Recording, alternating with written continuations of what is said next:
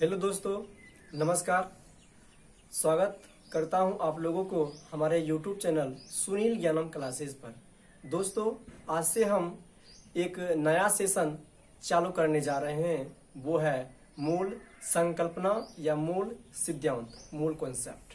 ठीक है, तो मूल संकल्पना, ठीक है, देख लीजिए। मूल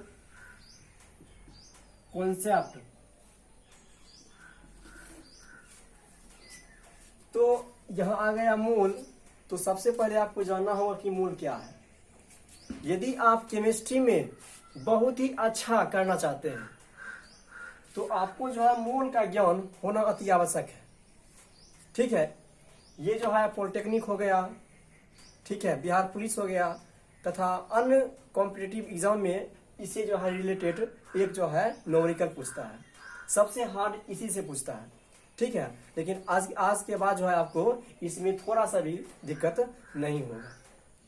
देखिए, मूल होता क्या है।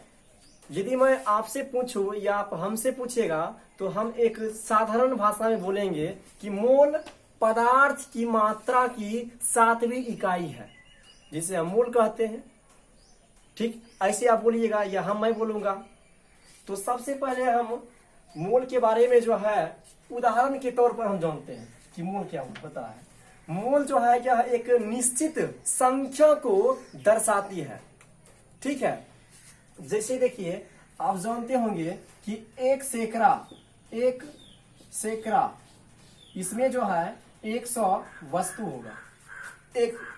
ठीक है, एक कोरी इसमें 20 वस्तु होगा।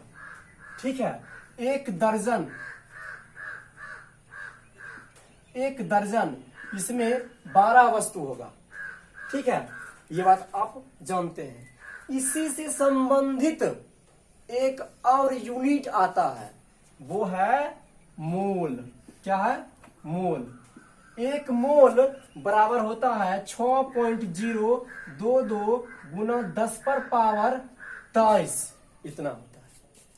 ठीक है, जैसे मैं कह दिया आपको कि एक कोरी अंडे चाहिए, कहने का मतलब 20 अंडे चाहिए। ठीक है, एक दर्जन केले चाहिए, मतलब 12 अंडे, 12 क्या केले चाहिए। ये बात आप समझ गए हैं, ये उदाहरण के तौर पर आप समझ गए हैं। अब देखते हैं, जो एक मोल बराबर इतना कण आया है, ठीक है, इतना वस्तु आया है, इसी वस्तु को हम कहते हैं, इसी कण को हम बोलते हैं एवोगाड्रोज नंबर। एक मोल में जितना कण है उसी को बोलते हैं क्या? एवोगाड्रो नंबर, एवोगाड्रो संख्या बोलते हैं। ये बात आप समझ गए हैं। अब हम इसको मोल को और एवोगाड्रो संख्या को जो है परिभाषा के तौर पर समझते हैं कि ये होता क्या है। मोल और एवोगाड्रो संख्या सबसे हार्ड है, लेकिन आज के बाद आपको थोड़ा सा भी कठिनाई नहीं होगी। देखते हैं परिभाषा के तौर पर। अब देखिए, मोल को परिभाषा के तौर पर इसे किस तरह से डिफाइन कर सकते हैं। ये देखिए, कहता है मोल कि पदार्थ की वह मात्रा जिसमें 6.022 गुना 10 पर पावर 23 परमाणु या अणु या आयन रहते हैं, उसे मोल कहते हैं। कहने का मतलब कि एक मोल परमाणु में कितना परमाणु है। ठीक है, तो देखिए, एक मोल परमाणु में 6.022 गुना 10 पर पावर 23 परमाणु होते हैं। तो बताइए कि एक मोल अणु में कितना होगा? उतना ही होगा। तो एक मोल अणु में भी 6.022 गुना 10 पर पावर 23 अणु होगा। तो बताइए कि एक मोल आयन में कितना आयन होगा? तो कहिएगा फिर कि एक मोल आयन में 6.022 गुना 10 पर पावर 23 आयन होते हैं। तो कहिएगा amount of substance which contains 6.022 into 10 to the power 23 atoms, molecules और आयन, इट इज कॉल्ड मोल। ये बात आप समझ गए हैं। मोल क्या है? यह एक निश्चित संख्या को दर्शाती है। ये बात आप समझ गए हैं। अब हम देखते हैं कि एवोगाड्रो संख्या क्या होता है परिभाषा के तौर पर। ठीक है, अब देखिए एवोगाड्रो संख्या क्या होता है। ये कहता है किसी पदार्थ के एक मोल में जितने कण, कण का मतलब परमाणु, अणु, आयन रहते हैं उसे एवोगाड्रो संख्या कहते हैं। इसे Na द्वारा सूचित किया जाता है। ठीक है, देखिए आप जानते हैं कि एक मोल परमाणु में 6.022 गुना 10⁻23 परमाणु होते हैं। तो यही कण जो है, यही कण जो ये कण लिखा हुआ है, यही कण आपका कहलाता है क्या? एवोगाड्रो संख्या, एवोगाड्रो नंबर यही कहलाता है। जो लिखा हुआ है कण, यही कण कहलाता है क्या? एवोगाड्रो संख्या। तो यदि हम आपसे पूछेंगे कि बताइए कि एवोगाड्रो संख्या का मोल कितना होता है, तो आप कहिएगा कि 6.022 गुना 10⁻23। ठीक है, कण को ही हम बोलते हैं एवोगाड्रो संख्या। इसको इंग्लिश में ट्रांसलेट कर देते हैं, कहते हैं The number of particles in one mole of the substance is called Avogadro's number. It is denoted by Na. ठीक है, ये बात आप समझ गए हैं। एवोगाड्रो संख्या और मोल समझ गए हैं। अब मोल से संबंधित जितने भी न्यूमेरिकल आते हैं वे सब मैं जो है बेसिक से लेकर के अंत तक जो है समय बता दूंगा। ठीक है, अब थोड़ा सा देखते हैं मोल से संबंधित कुछ न्यूमेरिकल। अब देखिए मोल से संबंधित क्या जो न्यूमेरिकल होता है वो आपको मैं बताता हूँ। कहता है क्वेश्चन नंबर फर्स्ट, 5 ग्राम कैल्शियम में मोलों की संख्या ज्ञात कीजिए। आपको मालूम है कि कैल्शियम ये एक तत्व है। ठीक है, तो जब कहेगा कि मोलों की संख्या ज्ञात कीजिए और द्रव्यमान दिया होगा, ठीक है, तब मोल की संख्या बराबर होता है दिया गया द्रव्यमान बटा ग्राम परमाणु द्रव्यमान। ये बात आपको याद रखना होगा। देखिए कैल्शियम का दिया गया द्रव्यमान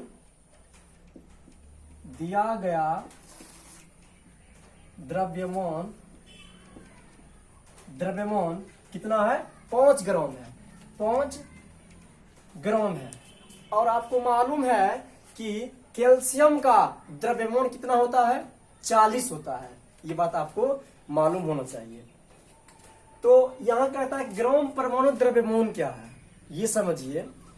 किसी तत्व के परमाणु द्रव्यमान को जब हम ग्राम में व्यक्त करते हैं तो उसे ही ग्राम परमाणु द्रव्यमान कहते हैं। तो कैल्शियम का बताइए, कैल्शियम का परमाणु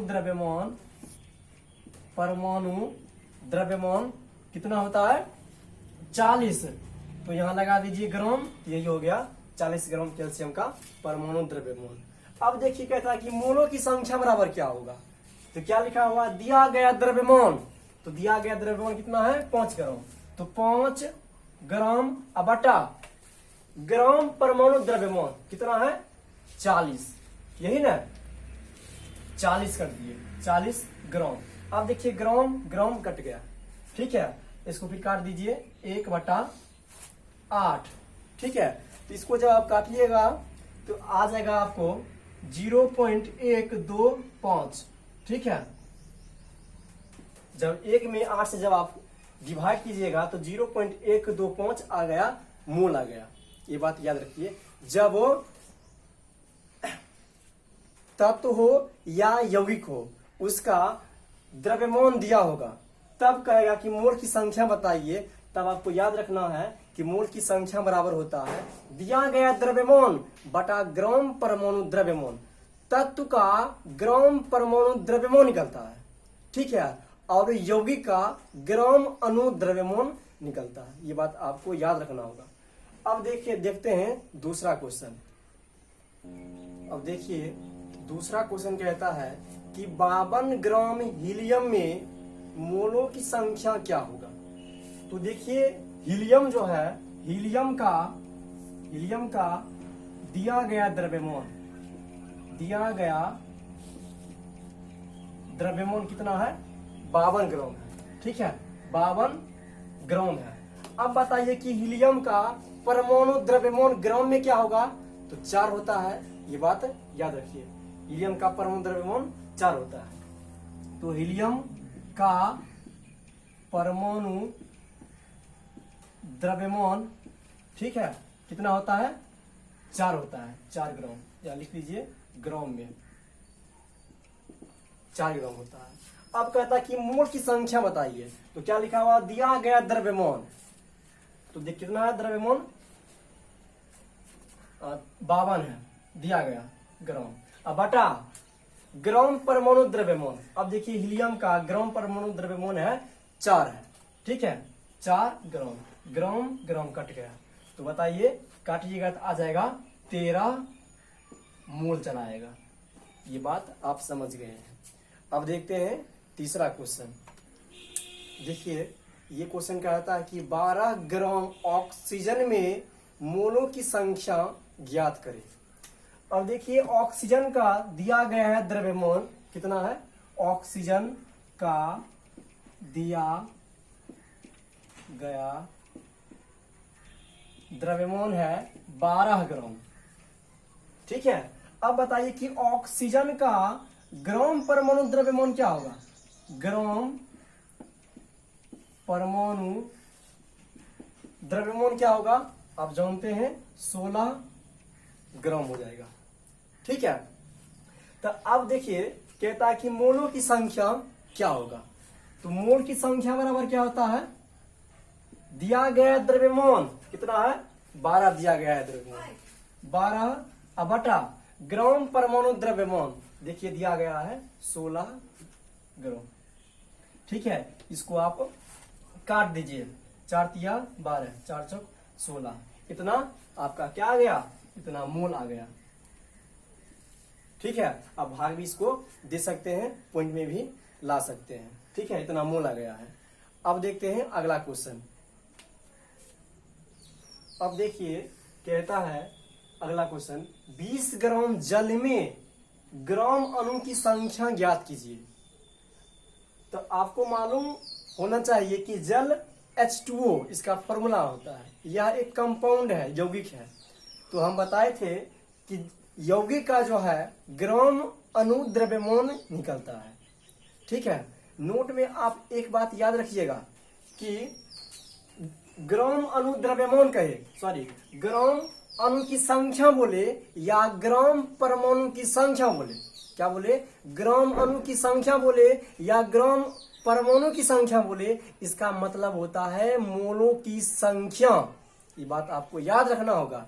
देखिए क्या कहता है, ग्राम अणु की संख्या ज्ञात कीजिए, मतलब मोलों की संख्या ज्ञात कीजिए। ये बात याद रखिएगा, इससे ही जो है बच्चा कंफ्यूज हो जाता है। तो देखिए जल का दिया गया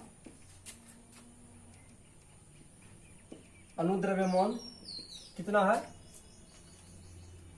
20 ग्राम है। ठीक है, अब बताइए जल का जो है द्रव्यमान क्या होगा, जल का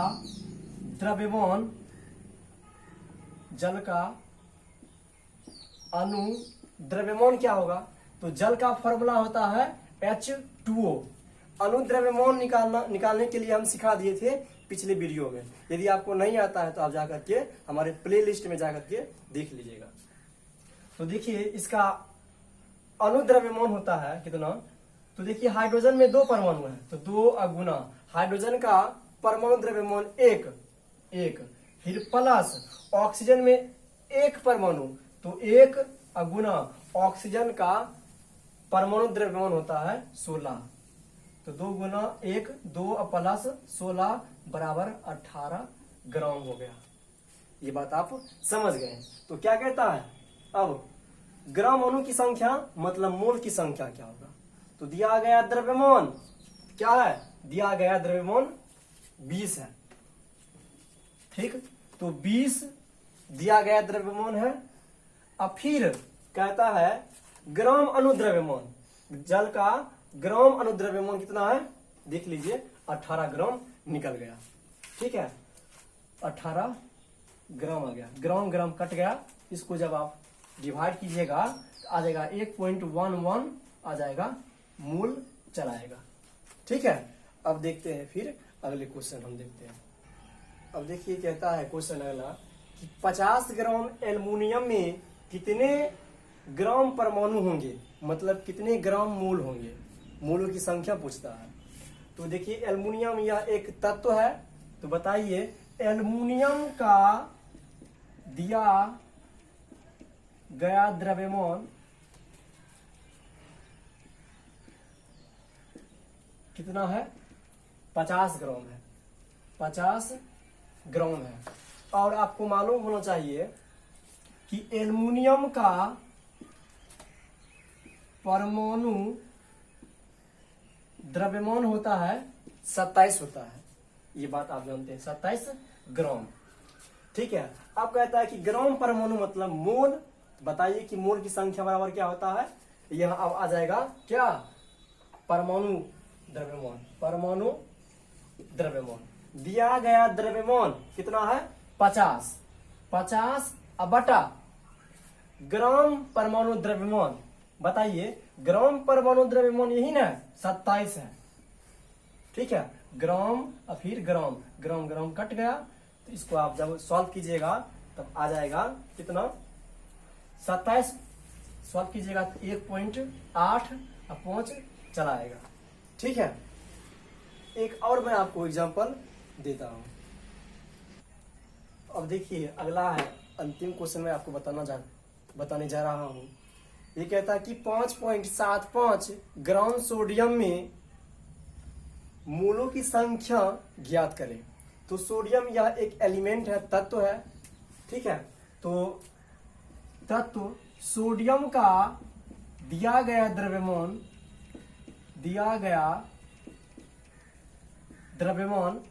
कितना है 5.75। ठीक है, ग्राम हो गया। ठीक है, अब बताइए कि मोल जो सोडियम है, सोडियम का परमाणु द्रव्यमान कितना होगा, परमाणु द्रव्यमान कितना होगा, ये बात आपको मालूम होना चाहिए कि सोडियम का परमाणु द्रव्यमान होता है 23 होता है, 23 ग्राम हो गया। ठीक है, अब कहता है कि मोल की संख्या बराबर क्या होगा, तो दिया गया द्रव्यमान कितना है 5.75 बटा ग्राम परमाणु द्रव्यमान दिया है 23 ग्राम, 23 ग्राम दिया गया है। ठीक है, अब देखिए ग्राम ग्राम कट गया, ये पॉइंट उड़ाएंगे तो यहाँ नीचे आ जाएगा 100, तो 575 बटा 2300 आ गया। ठीक है, इसको हल करने पर आपको चला आएगा 0.25 मूल चलाएगा। ठीक है, ये बात आपको ये हल करके देख लीजिए, इतना आपको चलाएगा। ठीक है, तो देखिए मोल से संबंधित जब टाइप फर्स्ट था कि जब दिया गया द्रव्यमान रहेगा तब मोल की संख्या इस तरह से निकालते हैं, और मैं बनाऊंगा वीडियो। ठीक है, अगले दिन जो हम बनाएंगे अगले टाइप का, टाइप नंबर 2। टाइप फर्स्ट खत्म हो गया। यदि आपको जो है यह वीडियो पसंद आई हो तो लाइक, शेयर एंड सब्सक्राइब करना ना भूलें, क्योंकि हम जो है इस तरह का वीडियो हर हमेशा लाते रहते हैं। यदि आपको बेसिक जो है, जैसे मैंने आपको बताया कि परमाणु द्रव्यमान याद होना चाहिए, ठीक है, ग्राम अनुद्रव्यमान किस तरह से निकलता है, ये सब आपको नहीं मालूम है किस तरह से निकलता है, तो हमारे जो है प्ले लिस्ट में जाकर के आप सभी वीडियो को आप देख सकते हैं। बेसिक मैंने सब बता दिया हूँ। ठीक है, अपलोड कर दिए हैं हम अपने यूट्यूब पर। ठीक है, थैंक यू, धन्यवाद, फिर मिलते हैं।